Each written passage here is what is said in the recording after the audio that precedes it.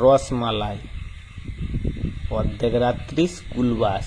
আমরা দুজন স্কুলের ছাত্র ছাত্রী। আমরা গিয়েছিলাম পাত্রকে নিয়ে বরযাত্রী। আর যে পাত্রী, আমরা দুজন বিয়েটা শেষ হবার পর অনেক কথা বলেছি তার সঙ্গে সারা রাত্রি। ছোটবেলা থেকে মেয়েটি গান ভালোবাসে, তাই বাড়ির সবাই আদর করে তার নাম রেখেছিল গায়ত্রী। মেয়েটি তখন পড়াশোনা করতো ক্লাস 3। প্রত্যেকবারেই স্কুলের পরীক্ষায় মেয়েটির রেজাল্ট করতো 100-এর মধ্যে 93।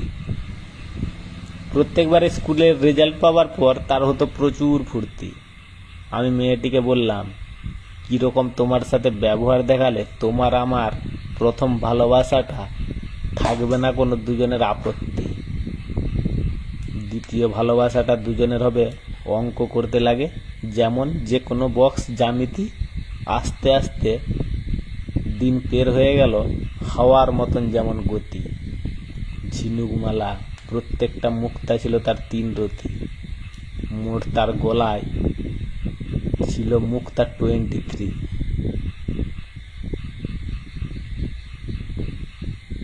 সেই ছাত্রী। খাবার প্যান্ডেলের ভেতর তখন অর্ধেক রাত্রি। পরিবেশন যারা করছিল একটা প্লেটে অনেক মিষ্টি করে দিল তার ভর্তি। শুধু ভালোবাসার কীর্তি। তার একটাই উদ্দেশ্য, মিষ্টিতে করবে সে তার ব্যাগ ভর্তি। যখন আমাকে বলল একটা কথা, কিন্তু সেটা একদম গোপন কথা, আমি কানে শোনার পর তখন আমারও কিন্তু প্রচুর ফুর্তি। রসমালাই।